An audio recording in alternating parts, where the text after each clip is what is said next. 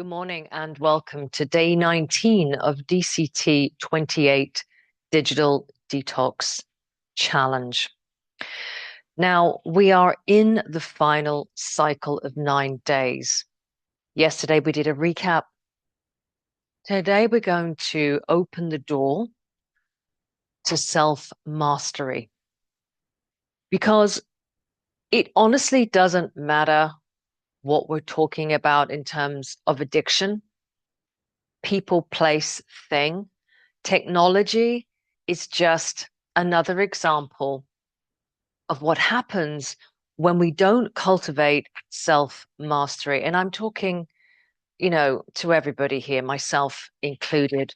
We're not raised and educated to concentrate and focus on our own sovereignty. In fact, if anything, we're primed to be passive consumers that are impulsive. That's the way it is. So we're pushing back here with this mastery. And like I said yesterday, I never know what is going to happen next. I literally wake up and I just open up, and then whatever comes through, that is the focus for that particular day. So day 19, we're going to talk about self-mastery, and we're going to begin with these ideas, with these concepts. Now, the I am, observe and allow, the I am presence, the divine in residence, it observes, but it doesn't judge because it is omniscient. It is a fractal or a micro dose drop of the infinite the great one, God, creator, all that is consciousness, however you want to put this, higher power. It's omniscient. And what that means is, because it's omniscient,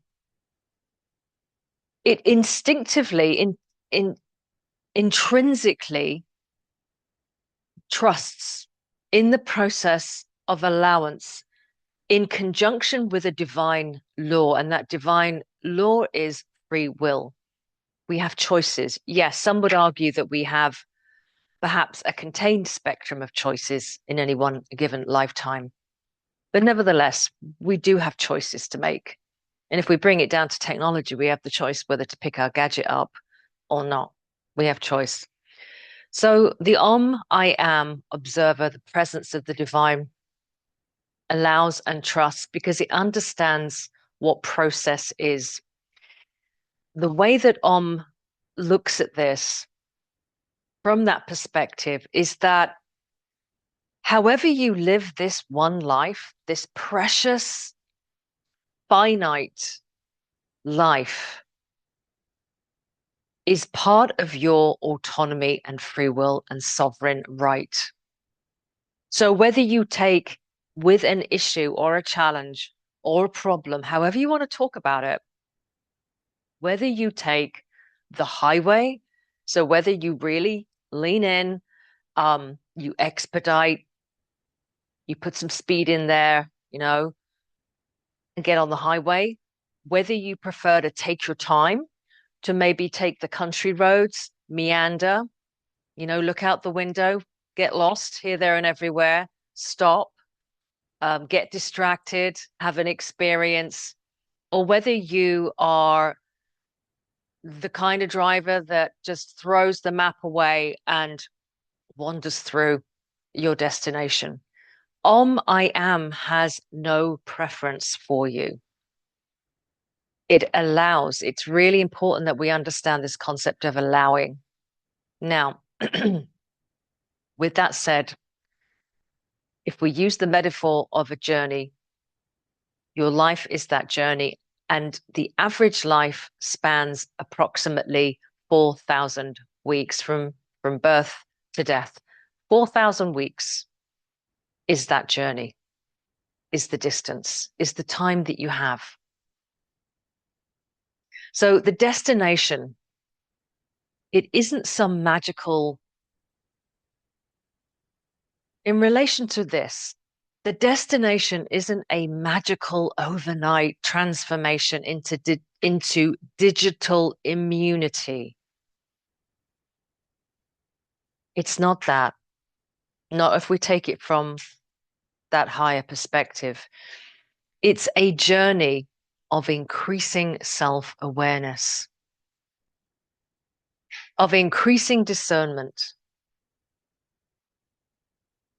and a balance between our internal life, our spiritual life, our metaphysical life, the and the quantum field, and the external reality that we have chosen to manifest in. The reality, the environment is as equally as important as the internal. Now, some teachers will tell you, no, it's all about what you are inside, and then you project it out. It's not exactly true because we live in a multiplayer reality. We live alongside not just physical beings, by the way, we live alongside other sentient intelligence that have their own will, have their own purpose, and execute free will as well. They make their own choices, and those choices can affect us beyond our control. And we knew that when we signed up to come down here.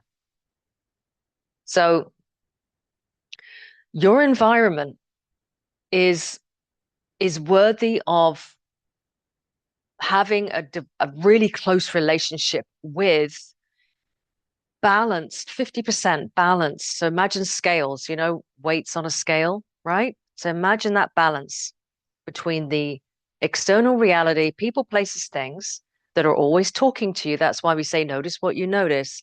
That's a biofeedback loop to what you're projecting into in the inside, the internal, the Om. And the Om seeks relationship with the external material world. Otherwise, the Om would not have incarnated as you. It's a relationship.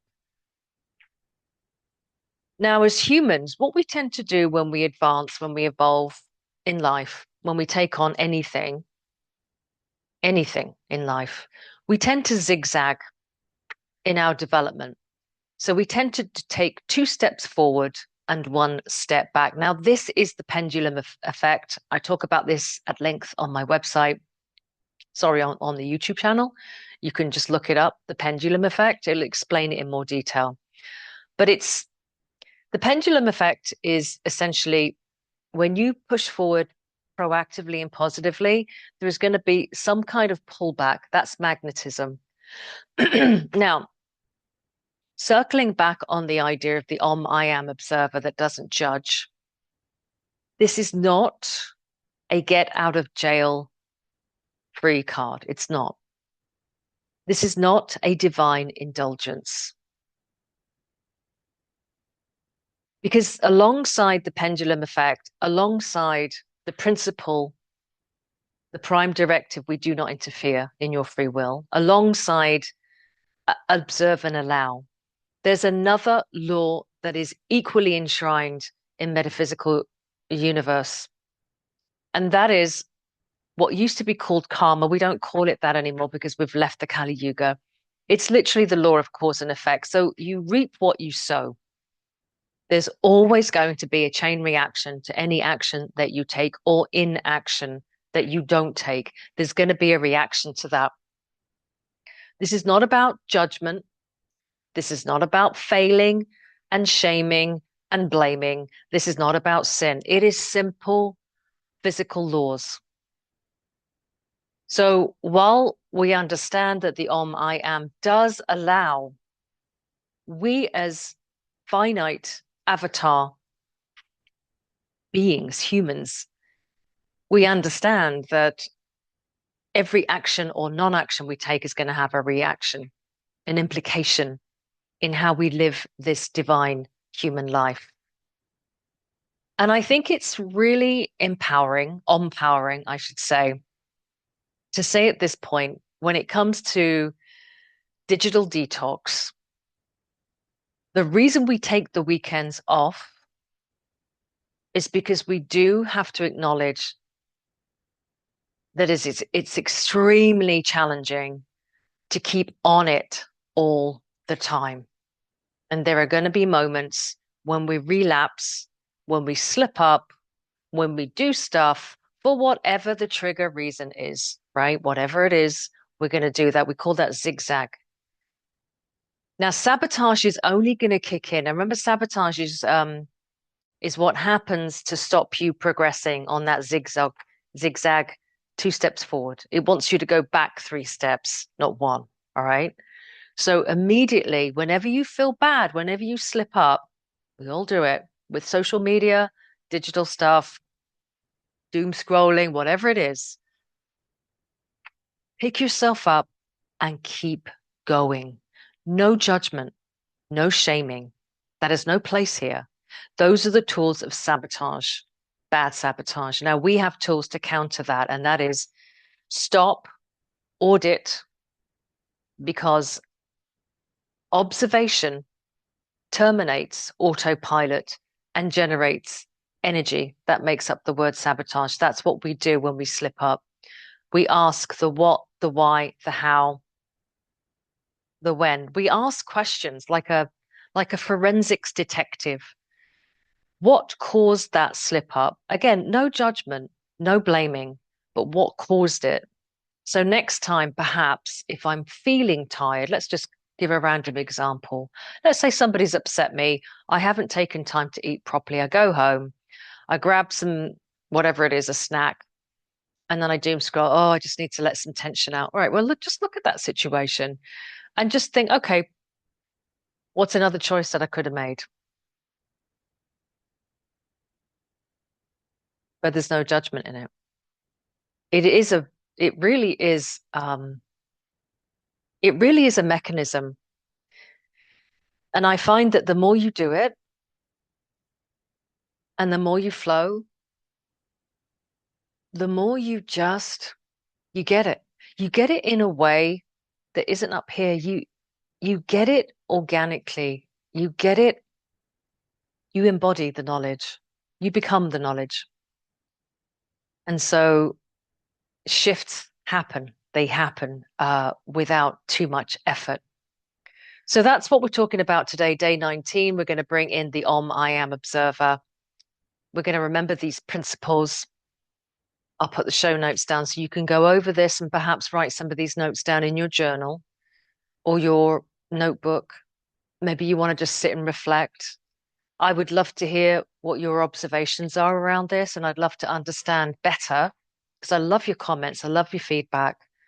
I'd love to understand what your take is on when you slip up. What are your takeaways? What are the pluses? What are the positives?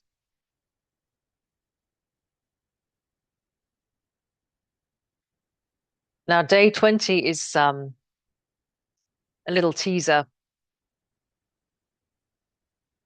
The title of day 20 on is Mastery, and we're going to start with the concept of covenant. And we really do step into holy territory then. But as a quick recap, if you haven't taken the steps that we've talked about previously, go back to your checklist, download the audit sheet, put deadlines by those things, and start to take action. You don't have to do everything in a day. You can take your time. But start somewhere, anywhere.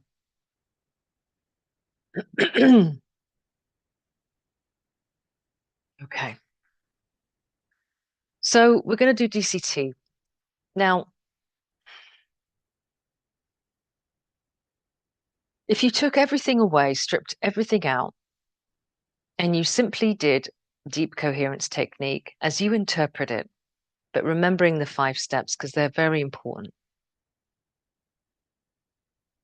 My claim to you is that your life will change.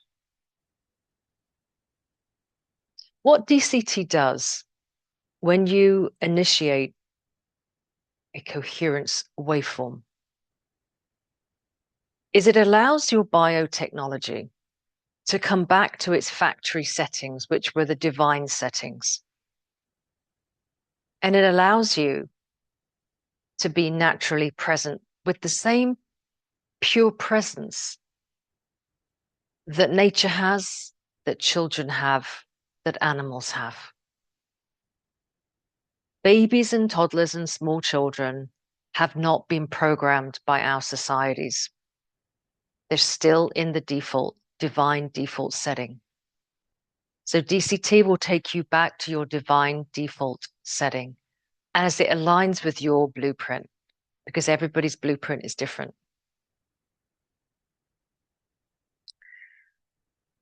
So it goes something like this.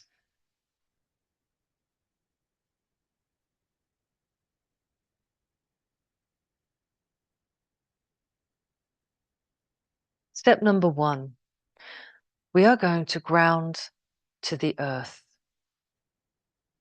Bring your awareness and attention to the soles of your feet. Bring your awareness and attention to the soles of your feet. And as you do so, become aware of the ground beneath your feet. Become aware of the ground beneath your feet. And notice the difference between the soles of your feet and the ground beneath your feet. In truth, we say to you, there is no separation. But to the ego and the monkey mind, you are separate. This is an illusion. And now we're going to close that gap. So let's make it one. The soles of your feet to the ground beneath your feet. 1, 1, 1. Very good. Now, when you unlock that connection, you release the root system that is always connected to the earth. You release it. What I mean by that is you release any delusion that you are separate from the earth and all creation. You let it go. And in doing so, you free fall, you surrender, you go down into the third, second, and first dimension, like a root system, down, down, down, down, down, like dropping an anchor all the way down into the center of the earth, where the earth's core is. This is her heart. This is the HQ. This is where everything on this planet becomes one. And if you connect there, if you connect to that Schumann resonance, then you are going to be present and grounded throughout your day. So connect to the nourishing womb waters of the void, black and home, safe, connected. Very good. Now bring that resonance through your imagination, because you're already connected, up like a rising tide, up through the layers of the earth, through the dimensions, and then see it, visualize it, feel it rising up vibrationally through your feet. They may tingle, they may feel heavy, they may get warm, activated. Let that resonance rise up through your legs, into your hip sockets, relaxing the pelvic area where you hold so much tension. Just see that washing away now. See that washing and clearing away. Now see that rising up, the Schumann resonance, the vibration of Gaia. Up, up, up, up. Higher and higher, and wherever it goes, you feel deeply relaxed. Now I'm going to count from 5 down to 0 because we're up to the shoulders now. Feel it running down your arms, reaching your fingertips, relaxing the tension. And I'm going to count from 5 to 0. When we get to 0, the light is going to capstone here. And at that point, we know what happens next.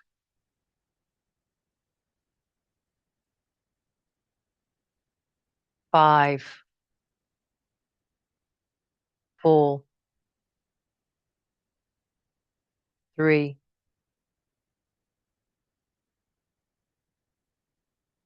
2, 1, 0.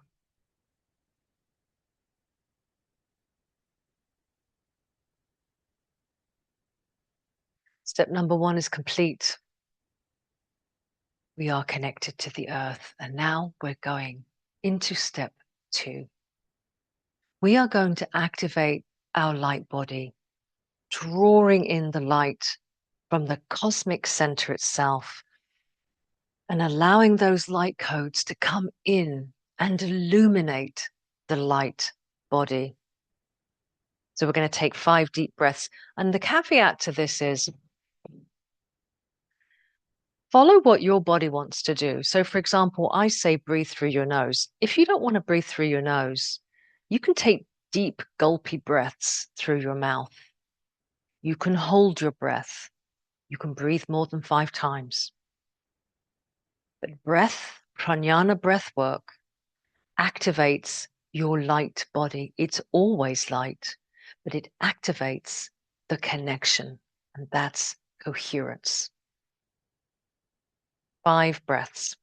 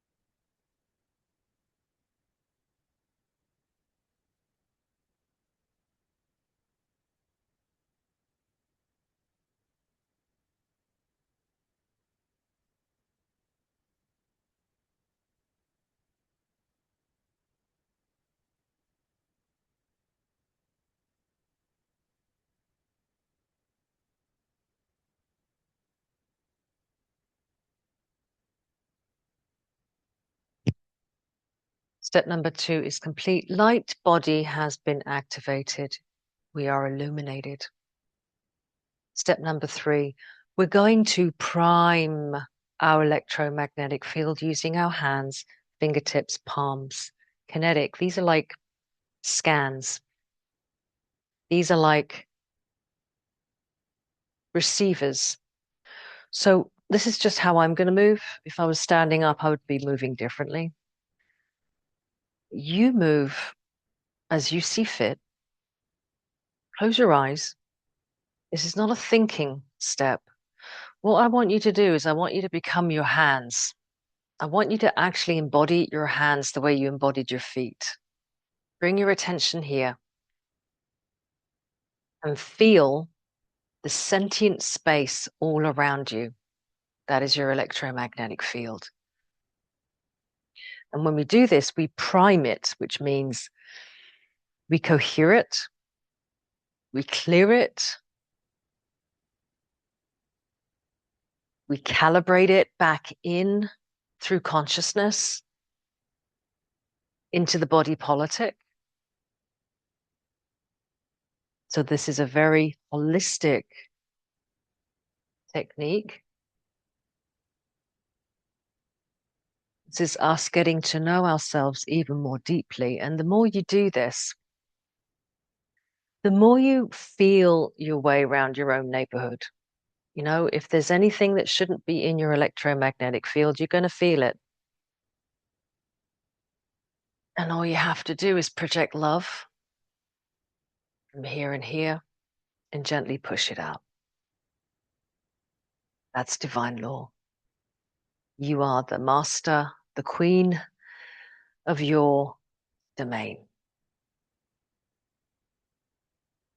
You are the sovereign. You are the monarch.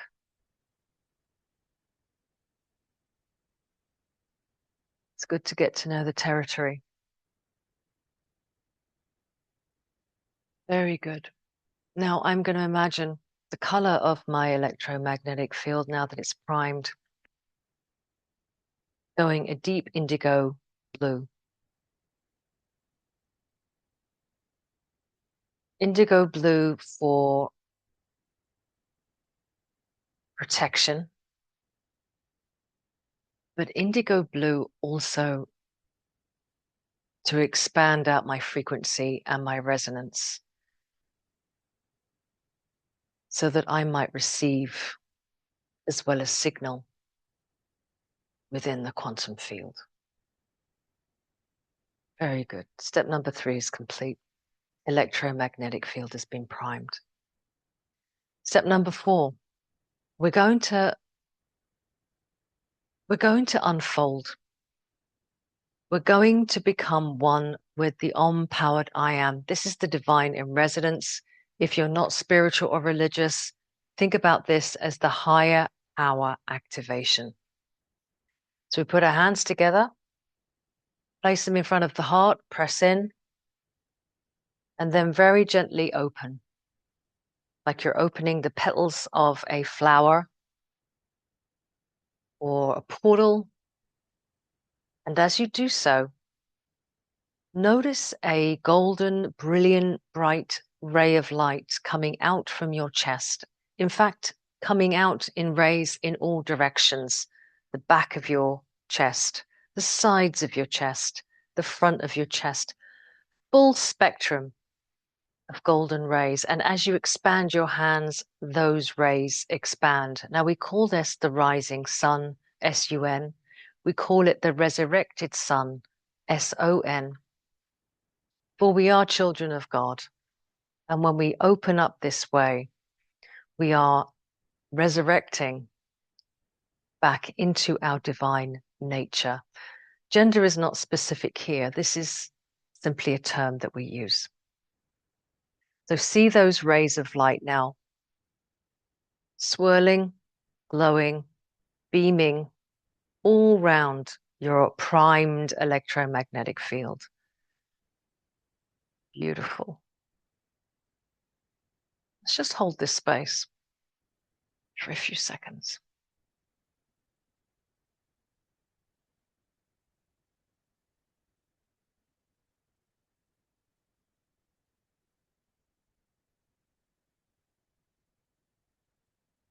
Now we call this the Om.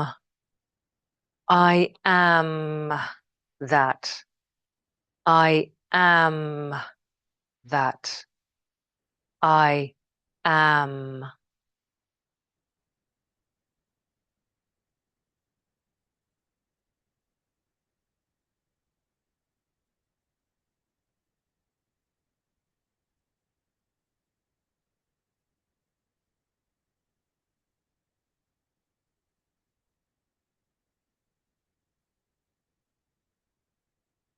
We feel the divine. It is the ego that speaks and the monkey mind that chatters. The Om I am is a divine presence. So this is not a step to rush through. If you do DCT by yourself, luxuriate in this space with your own Om I am. It's not a race. This is a very holy step.